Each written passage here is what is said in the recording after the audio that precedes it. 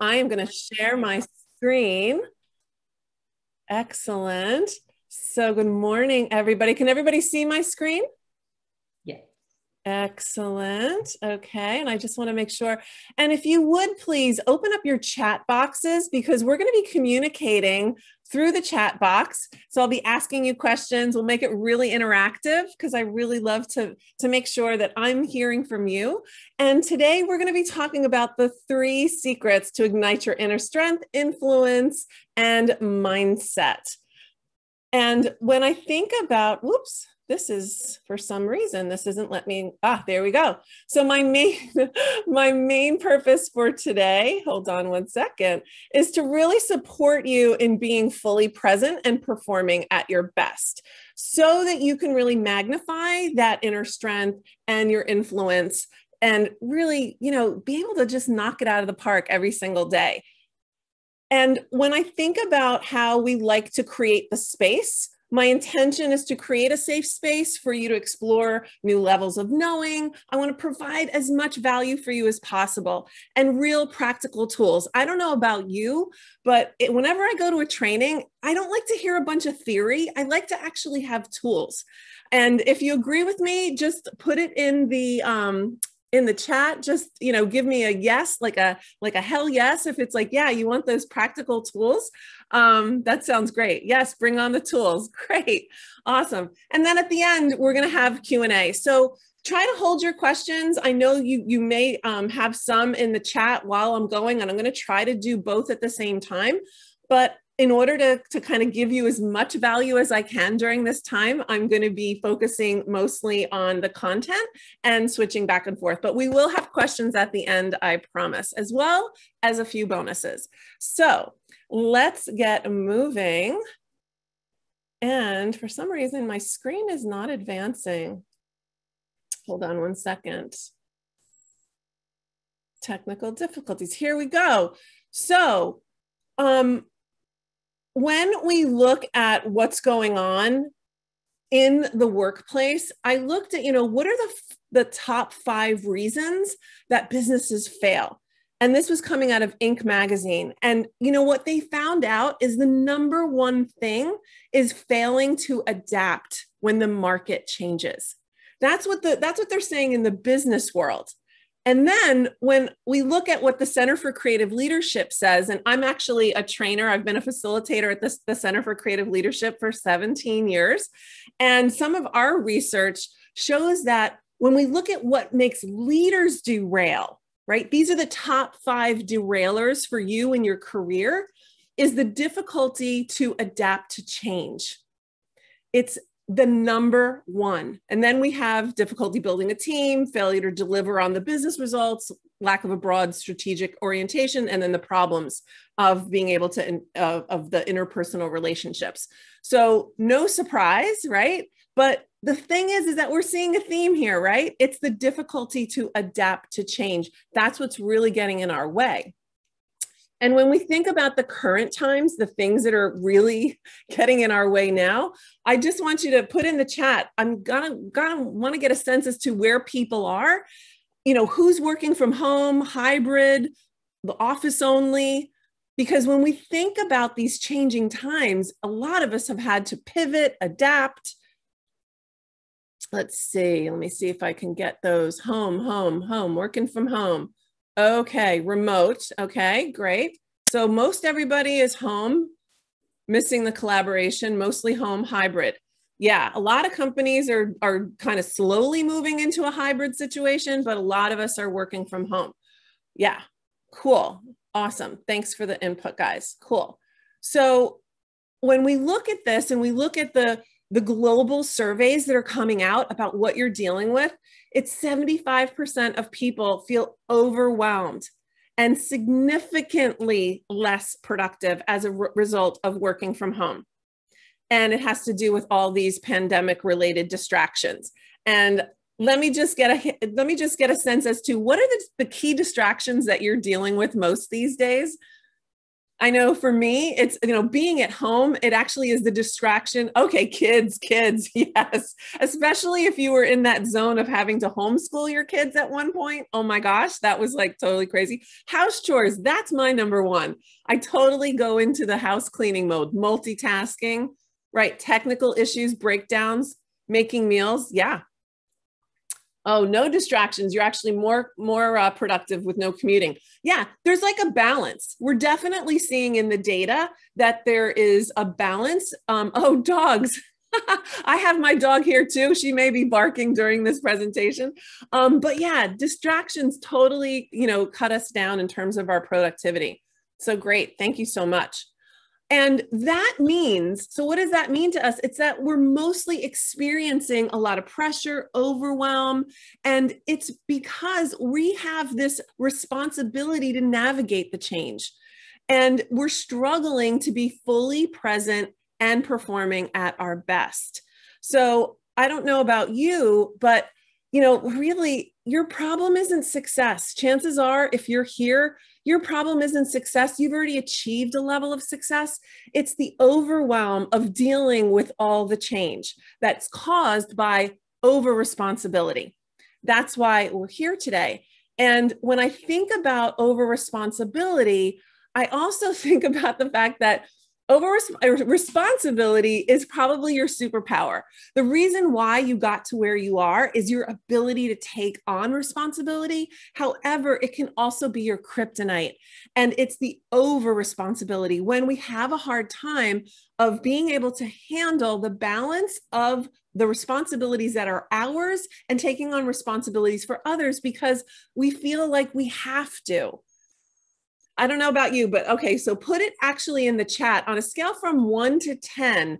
How much do you feel the range of over responsibility, right? So responsibility is like at a 0, like, yeah, I'm good. I'm always just responsible. I only take care of me versus I take care of everybody, the dog, the cat, the neighbors, right? A 10, 9. Yeah. So this really speaks to you. 8, 9, 1. Okay, 1. Somebody's got a 1. That's awesome. Cool beans. Great. So when we talk about this over responsibility, it's because we need to really think about how leadership starts from the inside out. So much of what we learn about leadership is all these tools about how to manage other people, right? But really, it's our own self-leadership. How do we create that leadership inside of us that makes it so that when we show up, we are powerful? And when I look at the number one secret that I've realized in my 17 years as an executive coach and a leadership trainer, the number one is resisting change. So now in the chat box, I want you to go on a scale from 0 to 5 this time, 0 being no resistance at all, to 5 being, yeah, got a lot of resistance. How much would you resist more change? If you had to deal with even more change and put it in your chat, okay, resistance 2, 3, 2, 3, right in the middle, 2, 2, 0 resistance. Okay, 3, 2, 1, 5 depends on the change. Okay, 1, 1, 1, 3, 3. Okay, so we've got them 3, some 1s, some 5s. Okay, great. Well, put it this way, let's just focus on the fact that, if there is any resistance to change, what I have found is that most of the time when we come up to a change, our brain automatically goes to a binary choice. It's either door A or door B. And we feel as though there's only 2. So I'll give you a quick example. I actually was coaching a client of mine, and she works for an amazing Fortune 100 company. It really has evolved. And over the pandemic, it has really become, when I ask her on a scale from 1 to 10, how much do you love your job? She's like, it's a -5. And she was at that point where she was looking for another opportunity. And she's like, I either have to just like accept what I have, or, do, some side business, right? So she's an executive in public relations, but she's like, but I really don't want to do PR anymore. She's like, I really want to get into marketing. And she was having such a hard time. She's like, how am I going to get a job? It's like door A, door B. Do I just stay with PR? Do I try to do marketing? And it's so interesting because as I was coaching her, what we got into in our conversation was really looking at a new paradigm for her because she got so stuck in the door A, door B. And the number one tool that I'll give you, that if you haven't used it already, and this is based on research, is that if you think you only have one choice, like you have to stick it out, you have to suck it up, and you have to stay in that position, that's a -5 for you, you feel totally hopeless, right? It's that, oh my God, I'm screwed. And if you have two choices, right? I either have to quit or I have to stay. You feel like you're, I'm damned if I do and I'm damned if I don't. We get in those situations, it's the push and pull. They call it a crazy eight. And when we look at the crazy eight, it's the, I have to suck it up. I have to take care of it. And like, no, I totally quit. I can't stand it. And we go in what we call a crazy eight. So in order to break that pattern, we need to look at the choices of 3 or more. Literally, that's when it turns a switch in our mind to think, now I have options. Now I have choices. So if by any chance you get stuck in that place of feeling like you only have pros and cons, think and allow yourself, actually force yourself to be resourceful and think beyond those 2 choices. I actually think it puts us at a detriment when we're only thinking about pros and cons, because it's not just the pros and cons of an opportunity. It's, what do I give up if I leave? What do I gain if I stay? Right? We've already created more dimensions of that pros and cons kind of mentality. So let me go on to, whoops, why is this not going again? Here we go. So when you look at your inner strength and you want to look at those options, more options give you more opportunities. And I also have a story. I have a client who was in a pivot during the pandemic. And in order for her to expand her business, she also operated in a way that she not only allowed herself to be, to look at other types of customers, but actually looked at different ways that she was going to deliver her business. So when she got creative and got out of that box of, oh, well, I either have to kind of just deal with what I was doing, she found new ways to get into different customers that were also wanting her services. So again, when you have that inner strength, you build the inner strength to think beyond just door A, door B. You create more options in being able to move forward in whatever you're doing. So now I've got the second key point, which is self-criticism. So now I want you to go back into the chat box, and on a scale from 1 to 5, again, I want you to rate yourself in terms of how bothersome is your inner critic, right? It's that voice in your head. Right? 0 to, okay, we got some 5s, some 4s, some 3s, 9. Okay, we're totally outside there. 3, 5, plus, plus, plus. Okay, great. So, well, not great, but it is great for this scenario. So when we think about self-criticism and how that gets in the way of us being fully present and performing at our best, it's the fact that we actually believe some of those thoughts that are in our heads. And when we do that, hold on one second. And when we do that, right, it's like this bullhorn. It's this like sound of music. And when I think about, here's my ball. It's like when you think about, have you ever gone to the ocean or in a pool and you have that ball and you're trying to hold it underwater? Right? It's almost all of those thoughts and feelings, worries, fears, etc. We try to stuff them down, right? But the inner critic doesn't listen. It's kind of like how much pressure, how much effort it takes for you to hold those thoughts and those feelings down. They just come back stronger. I don't know about you, but have you ever, been in a store with a 2 or 3-year-old and you're trying to tell them like, shh, quiet, quiet. Like they don't want to hear it. It's the same thing, right? It's your inner critic is like this really combative little 2 or 3-year-old that just says, no, like this isn't going to work. Right. So it's being able to not just feeling like you have to suppress the inner critic, but what can you do instead? What's important for you to think about when you think about your inner critic? And I also like to ask the question, you can put your answer in the chat box too. Would you allow your inner critic to talk to this cute little girl? And most of the time I hear absolutely not. Right. Exactly. No, no, no way. But yet we allow ourselves to talk to ourselves that way. Like think about how we are treating ourselves. What kind of decisions are we making throughout the day about how we feel about ourselves? And we hold on to those beliefs. So now what I want to do is I actually want to put you in an experiment. So I want you to close your eyes. And I want you to see a red rose. Okay, so most of us can picture, even if you're not too visual, right? Some people are like, I'm not visual. Close your eyes and just notice, see that red rose. Now I want you to ask yourself, am I that red rose? Or am I that which is aware of that red rose? Am I the witness? Or am I a rose? Okay, once you have your answer, put your answer in the chat box.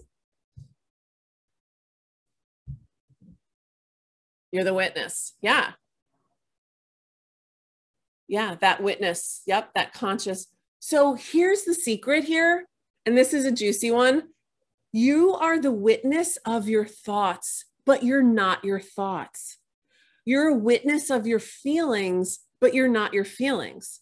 And most of the time, the best way, the best, quickest strategy that I have for anybody that you're getting into that self-criticism is being able to just take a pause, close your eyes, see the red rose, know that you're not the rose. Also know and remind yourself that you are not your thoughts. You're not those self-criticisms. You're not those negative beliefs. And really being able to step back and notice that you're the witness. And as the witness, just that little distance of knowing that you're the witness creates a sense of more expansion. And I also want you to close your eyes one more time. And as you close your eyes and you notice the red rose, you see the rose, and you notice that you're the witness. Notice what that field is and what you witness within your mind's eye. Notice that conscious awareness. And can you notice, is there any end to that conscious awareness?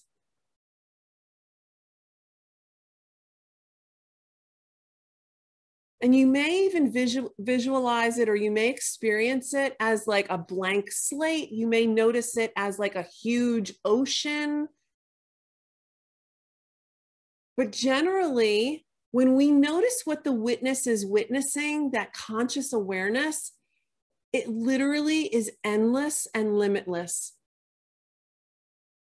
And if you really want to try something going a little deeper, notice when you're in that sense of conscious awareness, notice if there's any separation between you and me.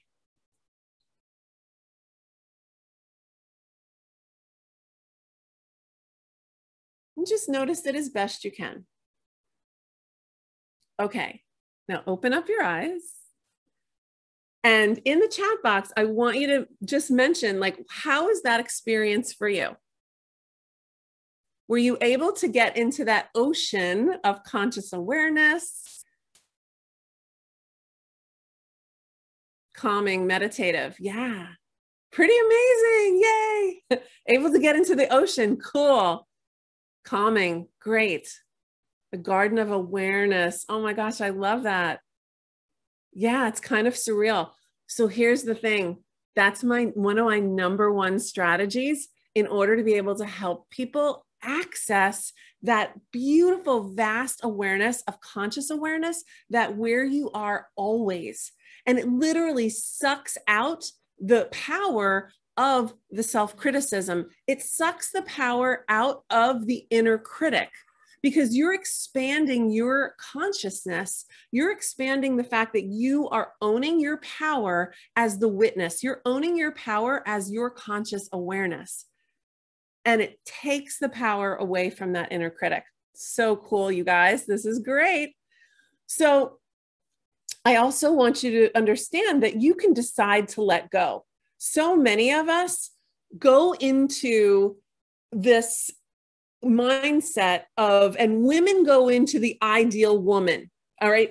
And women, if you think this is true, just say yes, absolutely. We feel like we get sucked into the inner critic when we feel like we have to be the ideal woman. Well, the ideal woman would be this, or, you know, and for men, it's the better man. If I was the better man, it's like, oh, I would have done better, or I would have known better. I would have understood that. I would have been able to figure that out. I would have been able to circumvent that. That is that inner critic. That, yeah, true. Awesome.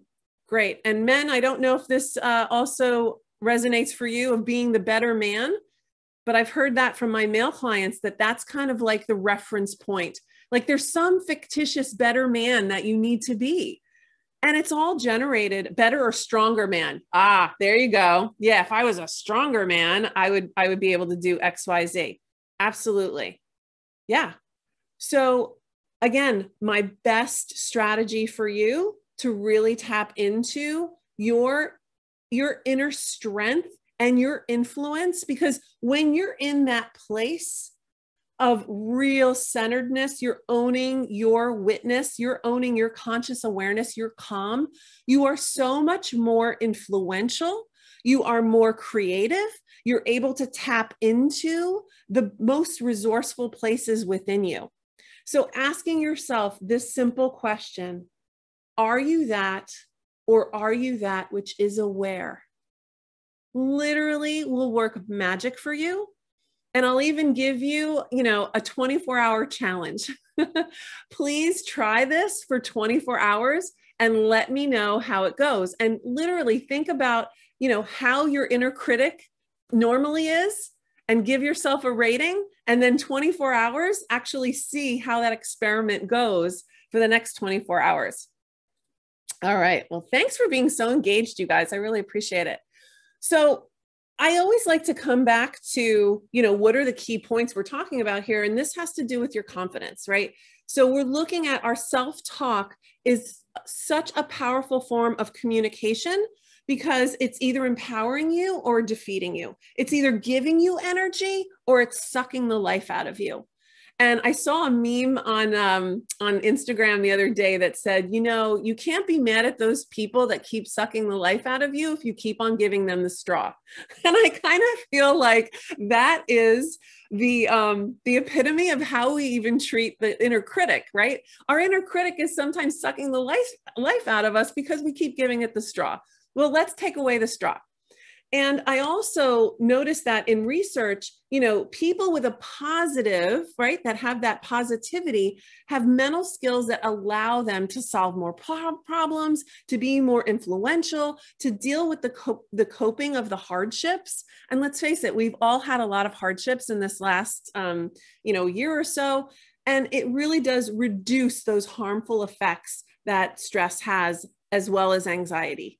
And if you're someone who's been dealing with more stress or more anxiety during this difficult time, I hear you, I'm with you. I've probably been there myself.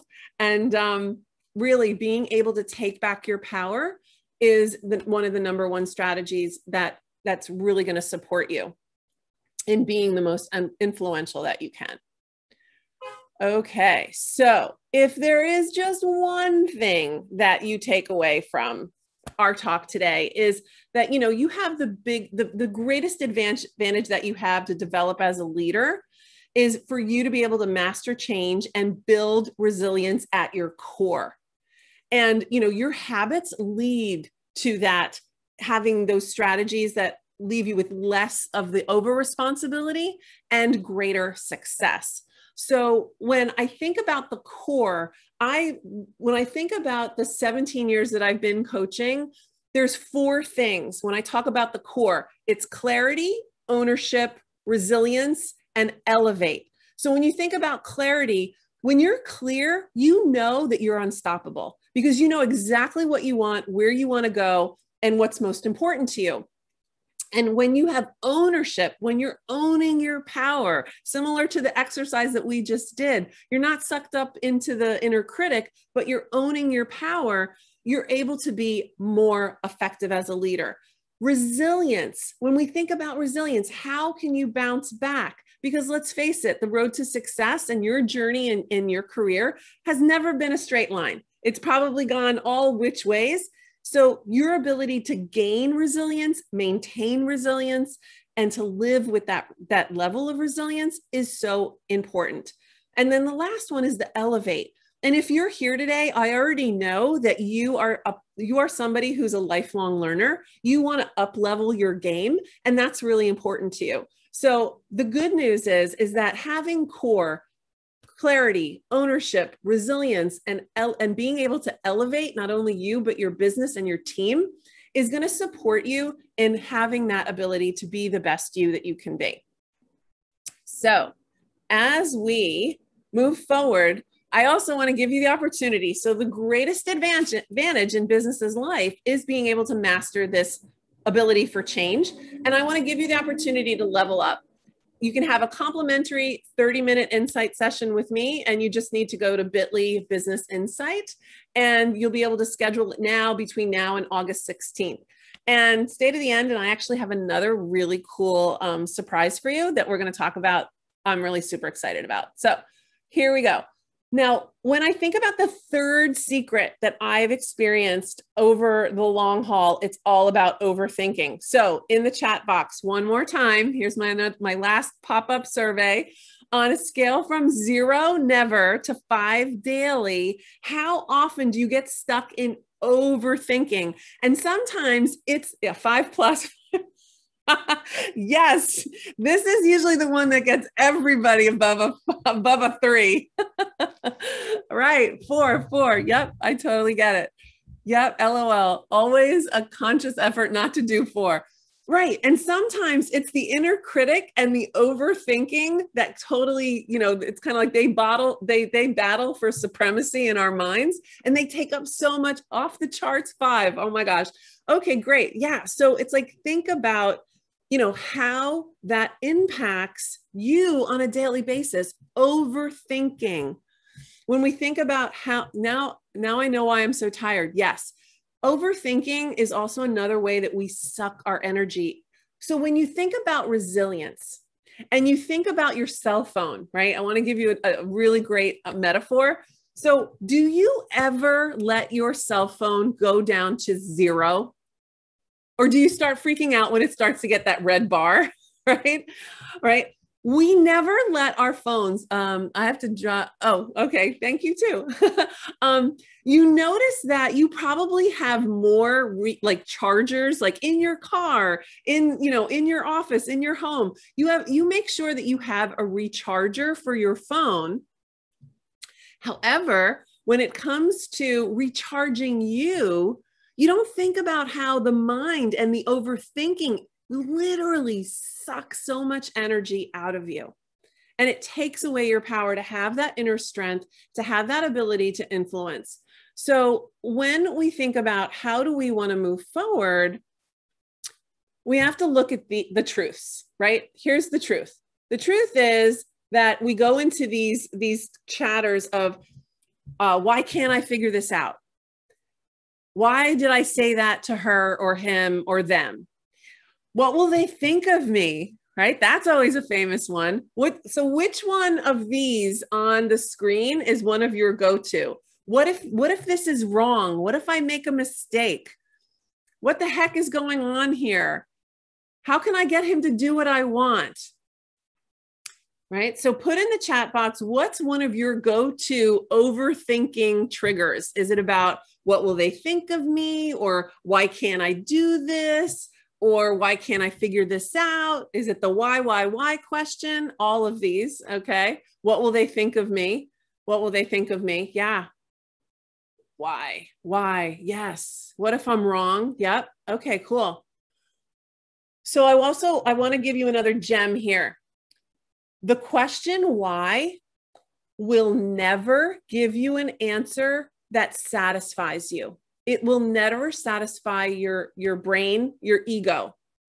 And the ego is not our enemy, but I really want you to think about if you notice yourself asking yourself the question why, shift it to a what or a how question. I guarantee it will shift the energy, and it will also turn on that resourcefulness for you to actually find a solution. Okay. So the why question is almost like a trap. It's like quicksand. It pulls you down and you keep on thinking, why? And it's also, I'll give you this tip too.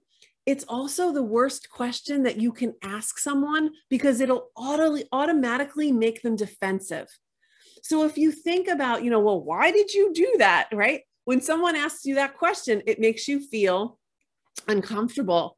So how you access those parts of your brain that come up with solutions, it's the what and the how questions. So just want to give you additional tips and additional tools for you to use immediately. You can put these into practice right now.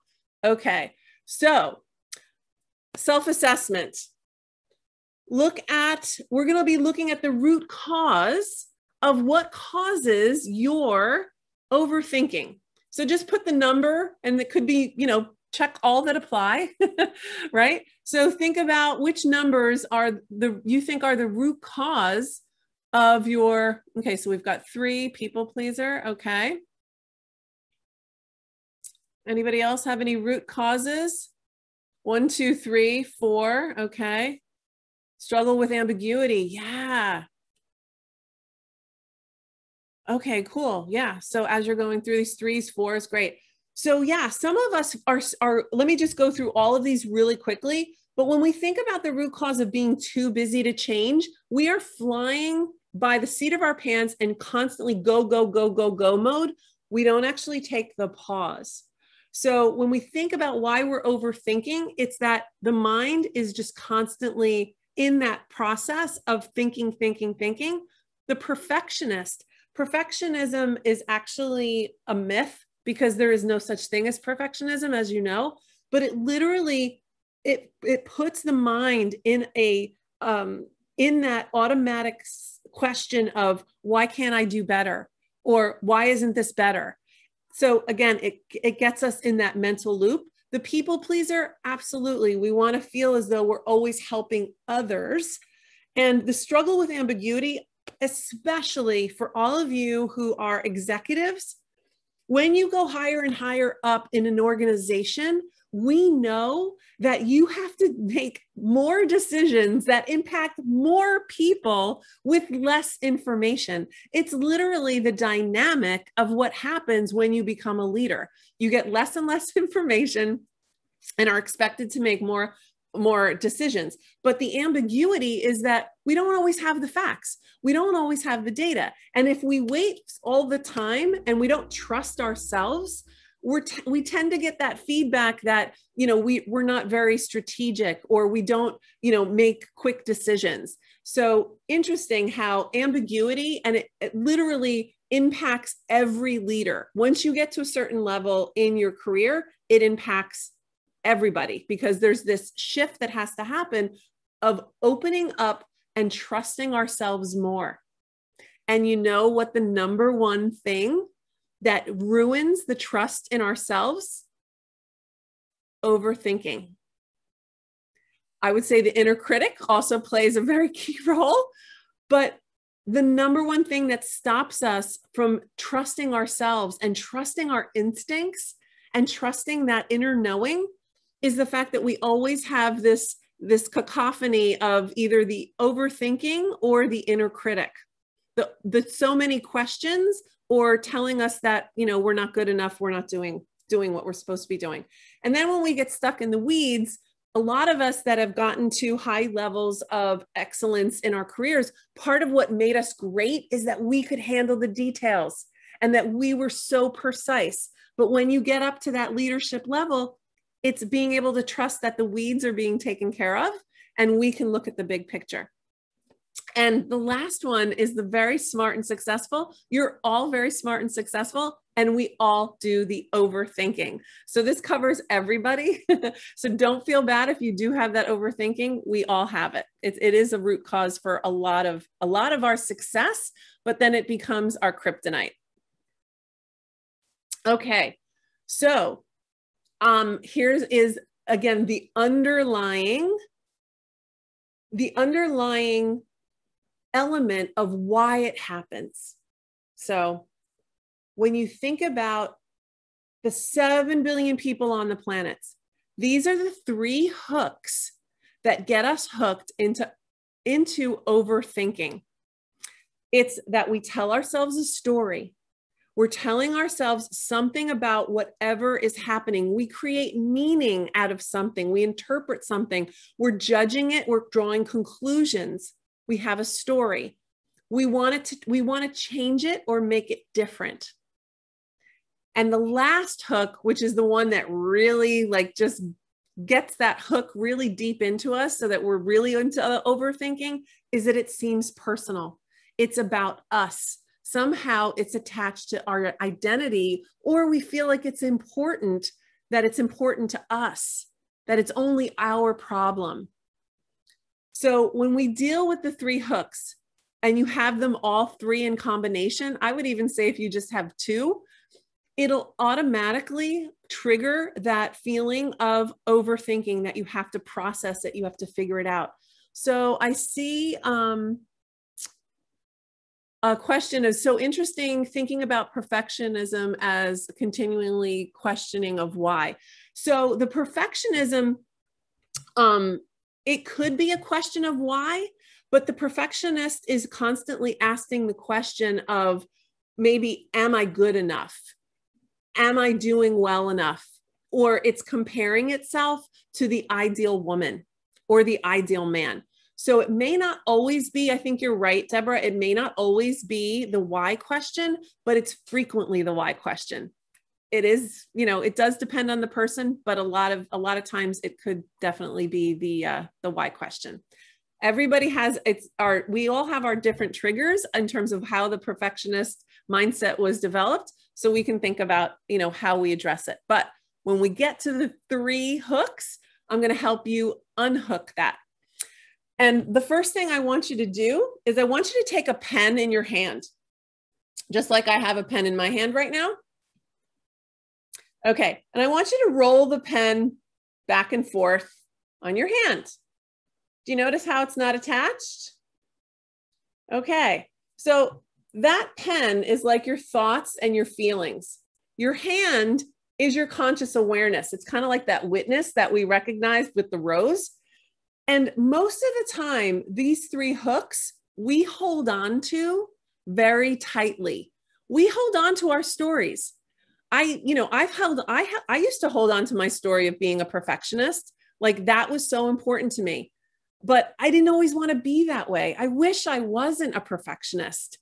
And then it felt really personal. Like, oh, I'm a perfectionist. God, I have to get it right. I don't want to be wrong. I don't want to look stupid. What are they going to think of me? Right? And I held on to it to the point that as you squeeze your pen, if I keep talking and you keep squeezing your pen, eventually it's going to get to the point where it almost is like you don't even realize that you're squeezing the pen anymore. It becomes unconscious. And that's kind of our patterns of what we get into in our overthinking. We do it so much that we don't even realize we're doing it. So how do we let go? A lot of us have the belief that letting go is hard. So I'm going to actually prove to you that it's actually not that hard.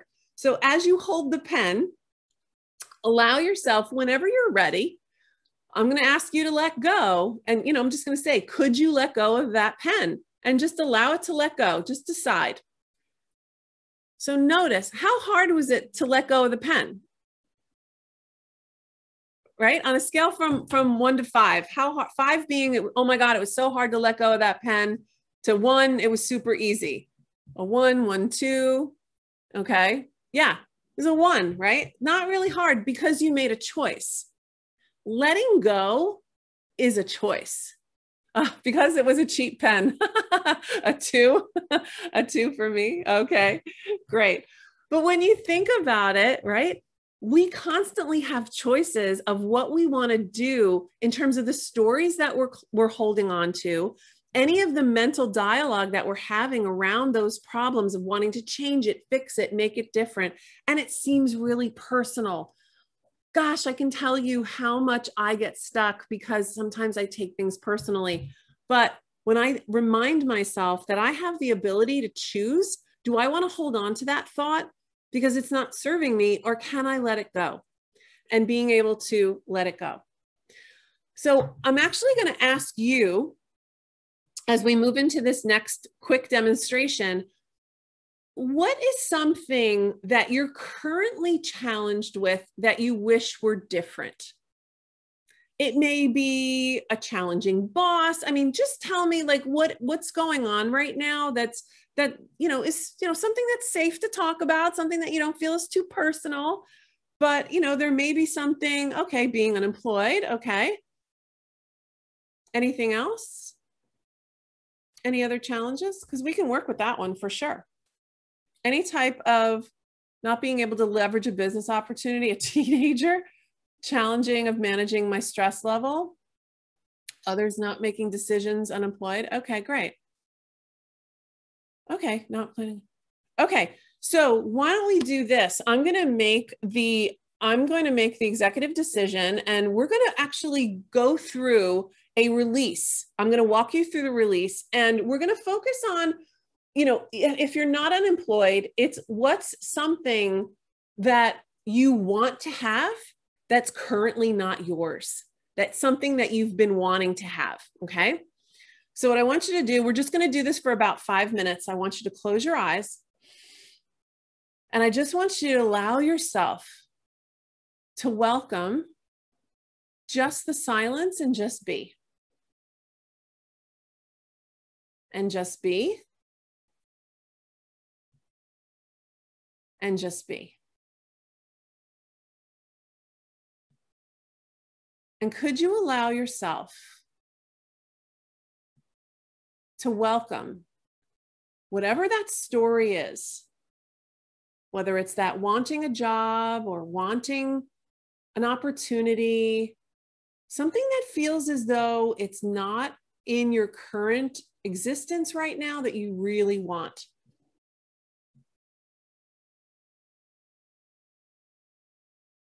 And as best you can you notice the pictures, the sounds, any conclusions that you've made about yourself or others? Just allow that as best you can. Because so often we have these upsets and we treat it like that beach ball that we're trying to hold under the water in the ocean or in a pool, and how much effort it takes. So instead of pushing it down, allow the story, allow it to be here. Kind of welcome it in like a visitor.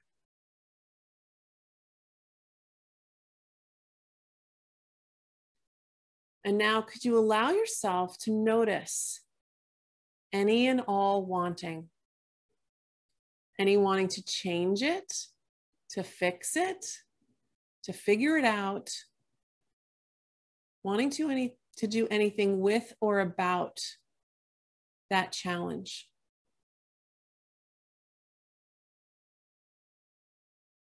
And just give yourself permission, allow yourself to experience that wanting.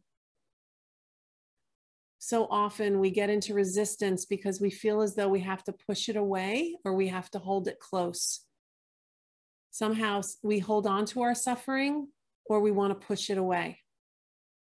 So just welcome whatever that suffering is for you in this moment.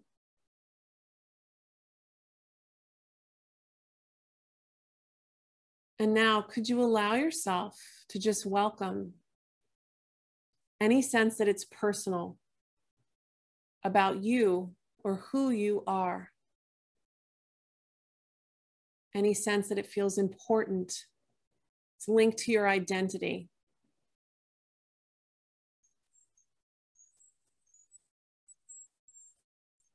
And as best you can, just could you allow yourself to let that go? Would you, if you could let that go, would you let that go? And when?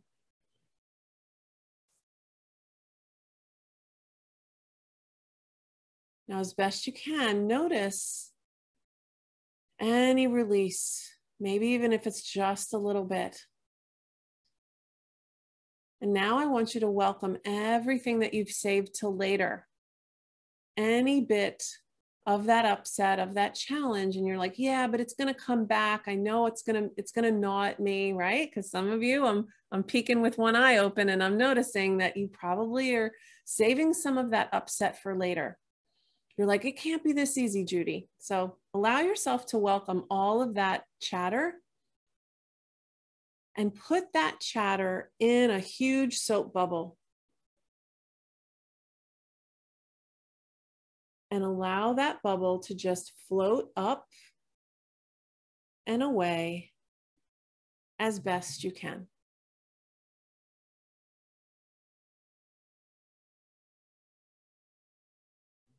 Okay, great. So what I just did, and you can allow yourself to open your eyes and come back to the room whenever you feel ready to. But what I just did is I walked you through the Sedona Method. And it literally helps us unhook those things that we're holding on to. It's like our issues. Our issues are like tissues. As we let go of them, right? We wouldn't put a tissue and put it back in the box, right? So whatever you were able to release in this moment, in terms of that upset or what you're dealing with, obviously this was a really short exercise, but being able to experience that allows you to open up the possibility of being able to let it go even more. Okay, so with that said, when we think about our mindset, when you let go, you rise. When you let go of those issues that are tissues, right? There's less in the box. There's less of that feeling of I'm upset because, and when you don't take things personally, it really gives your power to yourself. And it gives less power to your thoughts and your feelings so that you can step into them and access your greatness. Okay. So as I promised, there's two opportunities that you have. Number one is having an opportunity to connect with me one-on-one and have a 30-minute insight session. But the other thing is that I'm actually working on right now, it's called expansion brain spotting. And what we do is we're actually able to work with something that you want to expand. Maybe it's confidence, maybe it's creativity, but it's literally the ability for you to be able to access most of your strengths, your inner knowing to perform at your best. And we take whatever that is and we expand it because there is a spot. Visually, we have certain spots where we look when we feel excited, when we feel captivated and engaged, and we're able to access those types of points of focus so that you can expand your creativity. I've had clients recently that have shifted things that they've been working on for 2 years that literally those confidence blocks have totally vanished. So for the first 10 people, if you're interested, give me a quick email at info@judiglova.com and I'd be more than happy to put you into into the group of being able to experience that. And it's a one-on-one process. So it's highly confidential. It's totally one-on-one, but you have the opportunity to do that. And that's actually an hour-long call. And it also includes an intake. So I am super excited to be able to help you also access as much of your leadership, creativity, confidence, influence, and for you to be at your best. So any other questions that you have during the way that maybe we didn't get to ask before? I have one. Okay. Hi, I'm Natalie. Hi, Natalie. Was curious to do a deeper dive on that last meditation you did. You said it's the Sedona Method or something.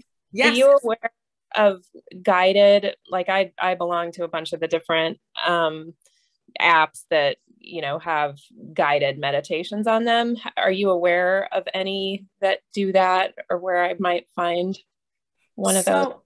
I do actually, and I do it twice a month.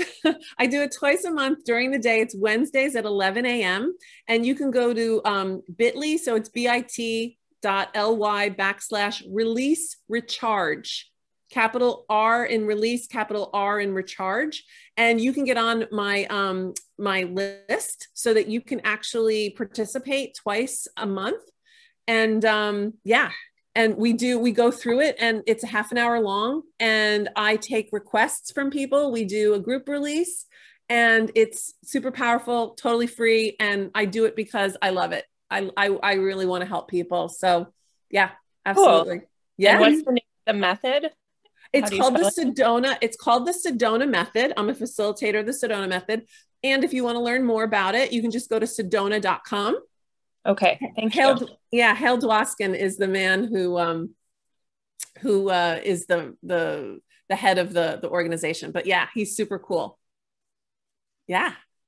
And Judi, can you send us that link? Are you going to send us out your PowerPoint? I can do that. All right. And then we'll send out the Sedona link and any other link that you'd like people to have to get in touch with you. We'll go ahead and send that out. And we are out of time. Judi, I took so many notes. I loved it. I don't know about the rest of you, but I really it was very interactive. It was such a joy to learn this. My biggest takeaway is, are you that which is aware? So it's just being a game changer. We're not that. It's just being aware. Yes. It allows for that separation. So thank you for that. I love it.